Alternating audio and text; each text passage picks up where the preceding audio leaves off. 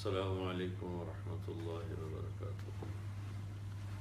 بسم اللہ الرحمن الرحیم، والصلاة والسلام علی رسولہ الکریم وعلی آلہ وصحبہ اجمعین، اما بعد فاعوذ باللہ من الشیطان الرجیم، بسم اللہ الرحمن الرحیم۔ کل من علیہا فان ویبقى وجہ ربک ذو الجلال والاکرام، فبأي آلاء ربكما تكذبان۔ وقال تعالى كل نفس ذائقة الموت وإنما توفون أجوركم يوم القيامة فمن زحزح عن النار وأدخل الجنة فقد فاز وما الحياة الدنيا إلا متاع الغرور۔ میرے بھائیو، دوستو، عزیزو، اس وقت میں بڑے کرب سے گزر رہا ہوں، بڑے غم اور صدمہ کی کیفیت ہے کہ میرا ایک بہت بہترین ساتھی، میرا دوست، لاکھوں کروڑوں دلوں کی دھڑکن، جس نے ایک عرصہ اللہ کے رسول کی نعتوں کے ساتھ لوگوں کے دلوں کو گرمایا اور ساری دنیا میں تبلیغ کی نسبت کے ساتھ اللہ کے پیغام کو پہنچایا، ہر مسجد، ہر محفل میں اس نے اللہ کا پیغام سنایا، آج وہ اچانک ہم سے بچھڑ گیا۔ جانا تو طے ہی ہے، رہنا ایک دھوکہ ہے، جانا ایک حقیقت ہے۔ زندگی ایک سراب ہے، پانی کا بلبلہ ہے، موت ایک اٹل حقیقت ہے۔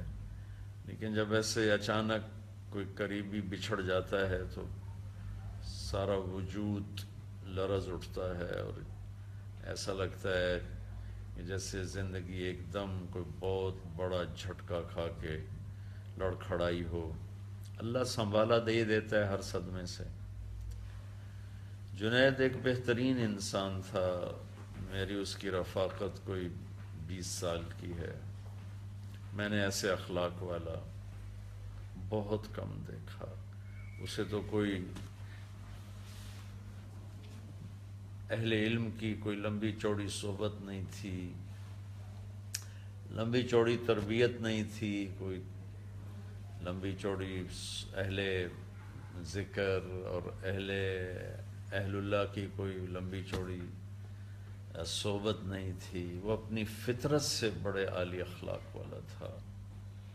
اور ایک ماضی کا واقعہ سناتا ہوں، مجھے یاد نہیں میں کہاں بیٹھا تھا، سامنے ٹی وی چل رہا تھا تو آواز اس کی بند تھی، تو میں نے دیکھا ایک نوجوان وہ بیچ پہ ڈانس کر رہا ہے اور اس کے چاروں طرف لڑکیاں ڈانس کر رہی تھیں۔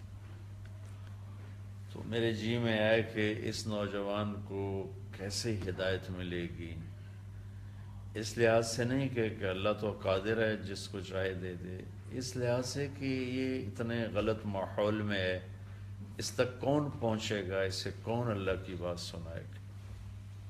خیال آ کے گزر گیا اور میں وہاں سے اٹھ گیا، یاد ہی نہ رہا۔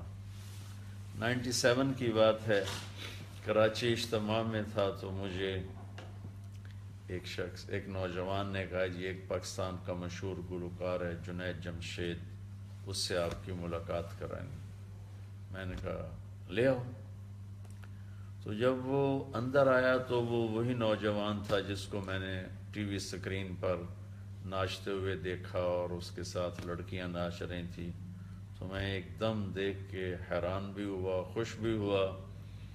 تو میں نے اس سے پوچھا آپ کا نام؟ کا جنید جمشید۔ کیا کرتے ہو؟ کہنے لگا میرا موسیقی سے تعلق۔ میں نے پوچھا بجاتے ہو یا گاتے ہو؟ کہا میں گاتا ہوں۔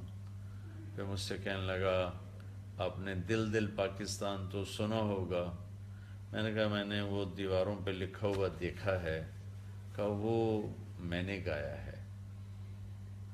اس کے بعد میری اس کی مختصر سی بات ہوئی تو وہ مجھ سے کہنے لگا کہ آپ کی باتیں ایسے لگ رہی ہیں جیسے میرے زخموں پہ کوئی مرہم رکھ رہا ہو، اور میرا ایک سوال ہے کہ ایک پاکستانی نوجوان جس گلیمر کو، جن عیاشیوں کا خواب دیکھتا ہے، وہ مجھے فزیکلی حاصل ہیں، لیکن اس کے باوجود میرے دل میں اندھیرا ہے، اور یہاں ایسے ہاتھ کا یہاں خلا ہے، مجھے لگتا ہے میری کوئی منزل نہیں، مجھے لگتا ہے میں وہ کشتی ہوں جس کا کوئی ساحل نہیں، ایسا کیوں ہے؟ تو تفصیلی بات تو اب یاد نہیں، لیکن اتنا یاد ہے، میں نے کہا اس کی صرف ایک مثال سمجھو کہ تمہارے اس گھٹنے میں درد ہے اور تم اس گھٹنے پہ دوا لگا رہے ہو، تو دوا تو جا رہا ہے لیکن فائدہ نہیں ہوگا کہ جہاں درد ہے وہاں دوا نہیں پہنچ رہا، جہاں لگا رہے ہو وہاں درد ہے ہی نہیں۔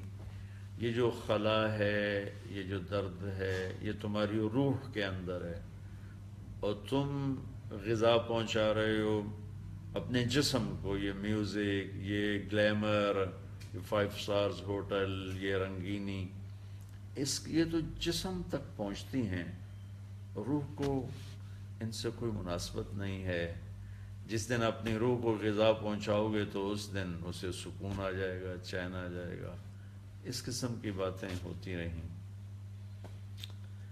پھر جب وہ 4 مہینے کے لیے نکلا، کچھ عرصے بعد وہ 4 مہینے کے لیے چلا گیا، تو اس کا مجھے فون آیا بالا کوٹ سے کہ مولانا میں اس وقت ایک چھوٹی سی مسجد ہے، پرانی سی مسجد ہے، اور ایک پھٹی ہوئی چٹائی ہے جس کے اوپر میں لیٹا ہوا ہوں، ایک ٹوٹا ہوا فرش ہے، ہماری جماعت اس مسجد میں ہے، اور جس سکون کو میں 5 سٹار ہوٹلز میں ڈھونڈتا تھا اور موسیقی کی محفلوں میں ڈھونڈتا تھا اور روشنیوں کے سیلاب میں ڈھونڈتا تھا،